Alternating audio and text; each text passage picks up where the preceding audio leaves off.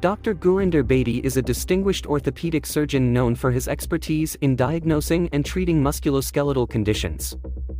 With a focus on providing personalized care and innovative solutions, Dr. Bedi is dedicated to helping patients regain mobility and improve their quality of life. His commitment to excellence and patient-centered approach have made him a trusted and respected figure in the field of orthopedic surgery. Hello everyone, I am Sarim Iqbal from Media 9 Network and you are watching India's first doctor-oriented show, Doctor Opinion, and opinion really matters. Now today we will discuss about the knee pain, and for this we have a very renowned personality from the health fraternity, Dr. Gurinder Bedi. Dr. Gurinder Bedi is a 33 years of experience in his field and his main specialty in knee joint replacement. And he is posted in as a HOD and Director of Fortis Hospital, Vasant Kunj, and welcome to our show. Thank you so much. So what is knee pain, sir? So, Sarim, in a country like India where there's a multitude of people with different age groups, knee pain is a very common symptoms. Essentially, any pain in and around the knee, we normally call as knee pain. उसके कारण बहुत सारे होते हैं, from चोट लगने से लेके मैल अलाइनमेंट के चक्कर में, लिगामेंट के चक्कर में, या सिंपल घुटना घिस जाना या इन्फेक्शन हो जाना. सो मल्टीपल कॉजेज होते हैं सर नी पेन के. Right. And so, what are the most common causes of knee pain, sir, and how can it be diagnosed? So, सरीम the causes of pain age के हिसाब से अलग अलग होते हैं. सो नी पेन अगर देखा जाए तो बच्चों में भी, मतलब कि अगर देखा जाए तो 5 से 10 साल के बच्चों में भी हो सकता है, 90 से 95 साल के आदमियों में भी हो सकता है. देयर इज़ नो डाउट कि उम्र होते होते पेन का चांसेस ज़्यादा हो जाते हैं. हमारा जो जेनेटिक टाइप है उसमें काफ़ी चांस है हमारी नी पेन होने का, as if you compare it to maybe the western population और समथिंग. सो वो तो एज रिलेटेड हो गए, वो जो उम्र के साथ साथ हैं. जो मिडिल ऑफ द एज में आते हैं वो ज़्यादातर रिलेटेड टू सम इंजरी हो या कोई ट्रॉमा हो या कुछ अनयूजुअल एक्टिविटी के साथ हो. उसके अंदर जैसे कई बार स्पोर्ट्स करते हुए या रोड ट्रैफिक एक्सीडेंट में लिगामेंट इंजरीज हो जाते हैं, उसके कारण नी में स्टेबिलिटी कम हो जाती है. नी के अंदर मेनिस्कस होते हैं जो कार्टिलेज के पीसेस होते हैं, कई बार उस पर खिंचाव पड़ने से वो टेयर हो जाता है, उसके कारण भी हो सकता है. बच्चों में कई बार यहाँ पे लिगामेंट्स इंसर्ट होते हैं या मसल्स इंसर्ट होते हैं, सिर्फ वहाँ पे दर्द हो जाता है क्योंकि बच्चे जब बड़े हो रहे होते हैं तो उनके जो अटैचमेंट की साइट्स होती हैं मसल्स की बोन पे, वहाँ पे प्रेशर थोड़ा सा ज़्यादा आ जाता है, इसलिए दर्द वहाँ पे शुरू हो जाता है. कुछ कंडीशंस ऐसी भी होती हैं जैसे इन्फेक्शन वगैरह हो, वो किसी भी एज में आ सकती हैं. In our country tuberculosis is a fairly common kind of stuff, but injuries around the knee आज की डेट में is a very big subset. So बहुत बार चेक करना पड़ता है कि पेशेंट को कोई इंजरी हुई हो जिसके कारण ये दर्द शुरू हो गई हो. Right sir.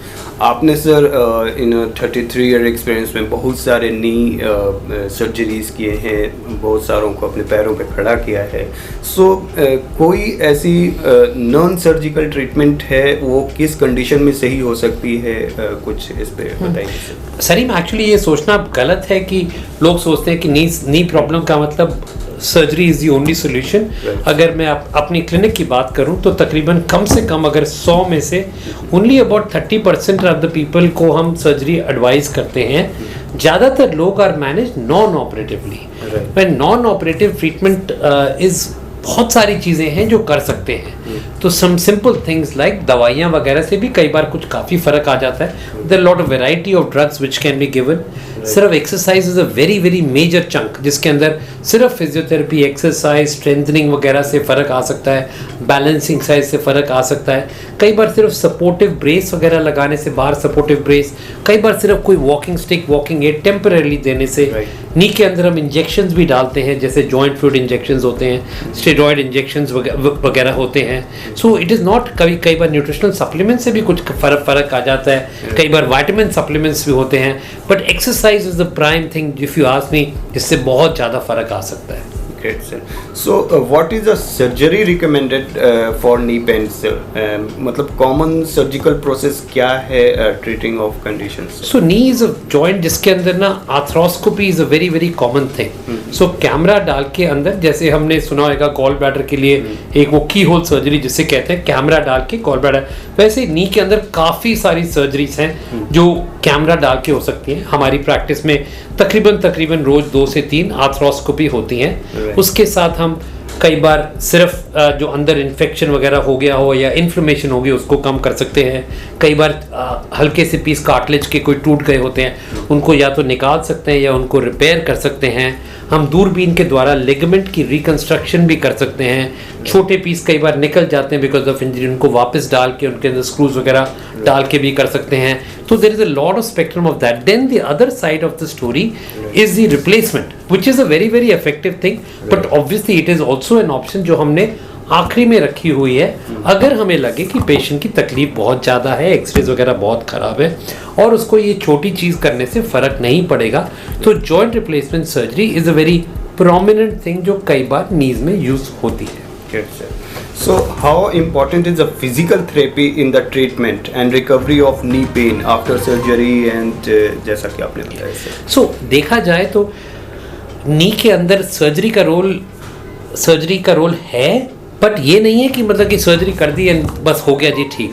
तो नी के अंदर actually if you look at it the surgery, most of the surgeries are very small. इसमें कोई ऐसी कोई भयंकर सी सर्जरी ज़्यादातर नहीं होती. So you can actually easily manage this surgery very easily. But अगर उसके अंदर फिजियोथेरेपी का एलिमेंट ना आए या patient does not gate active and if the muscles do not gate activated, joint की स्टिफनेस नहीं कम की जाए, तो even the best surgery is destined to failure. So I cannot emphasize how dramatically you need to think about the idea कि surgery plus physiotherapy. Almost all surgeries will require a big element of physiotherapy, which is why the patient needs to be committed. सो कोई फ़ायदा नहीं है तुम बड़ी बड़ी surgery लिख दो कर दो और पेशेंट बोलो जी फिर कोई मतलब कि मेरा तो फ़ायदा नहीं हुआ बिकॉज उसने कुछ किया ही नहीं उसके बाद. So make sure it's a combination thing. That is why most of the knee surgeries are a team approach. So you have the surgeon is involved, the physiotherapist is involved, occupational therapist. सबसे ज़्यादा ज़रूरत है patient की involvement की. Exactly. So there are any specific risk factor of condition that can increase the likelihood and developing knee pain, so? So knee pain is definitely much more अगर आप sedentary हो, आपकी एक्टिविटी बहुत कमी हो. अगर आप सोचे कि मैं बस घर से किचन में बाथरूम में जाके मैं कभी कभी हफ्ते में 2-3 बार सब्जी लेके आ गई, that is a very sedentary lifestyle. अगर उसके साथ साथ नॉर्मली होता क्या कि मसल्स वीक हो जाती हैं और बोन वीक हो जाती हैं. So that is number 1 category. The number 2 is obesity. जब भी आपका वजन ज़्यादा हो, आपके जोड़ों में वजन ज़्यादा पड़ेगा, there is a bigger chance of having a problem. Third is alignment. अगर आपकी नीज में बेंड ज़्यादा है, वे इधर वे कभी बो लेगेड हो जाती हैं, कभी नॉक नीज हो जाती हैं. दोनों के अंदर because of the way the weight bearing line is falling there is a higher chance. कुछ एक्टिविटीज़ जैसे अगर आप हर वक्त ही जैसे ज़मीन पे बैठते हो, हर वक्त ही अपने पाँव के बल बैठते हो, there is a bigger chance of developing something. अगर आपका कोई एक्सीडेंट हो गया इन विच आपके लिगामेंट इंजरीज वगैरह हो गई और उसकी ट्रीटमेंट वगैरह नहीं हुए, तो then again you are much more likely to have this kind of problem.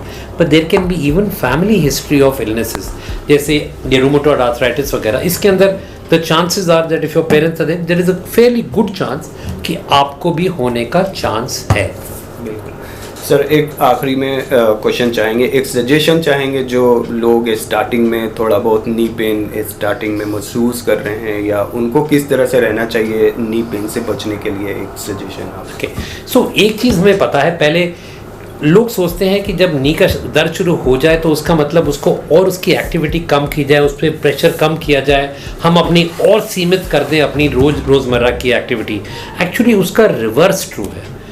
नी का कार्टिलेज की न्यूट्रिशन तब मिलती है जब नी की मूवमेंट वगैरह रहती है. अगर हम अपनी मूवमेंट कम कर दें, चलना फिरना कम कर दें, नी की हरकत कम कर दें, मतलब कि पूरा सीधा करना, पूरा बेंड करना सीधा कर दें, इससे ज़्यादा चांस है कि आपकी नी की कंडीशन और ख़राब हो जाएगी. इसके लिए मच बेटर अगर आप अपनी एक्टिविटी बनाए रखें, रोज चलते फिरते रहें, नी को पूरी मूवमेंट, पूरा सीधा करना, पूरा मोड़ना जितनी बार कर सकें कर लें। अपनी कुछ एक्सरसाइज करते रहें ताकि आपकी नी की बैलेंसिंग बनी रहे, आपकी नी की मसल्स की स्ट्रेंथ बनी रहे, आपका वेट ज़्यादा ना बढ़े, तो you'll be much better off. So combination of quite a few things, but one thing is very sure, the knee की activity is a very major thing. Right. Thank you so much sir, आपने इतना busy समय के बावजूद भी हमारे लिए इतना वक्त निकाला हमारे व्यूअर्स के। Thank you so much. Thank you so much.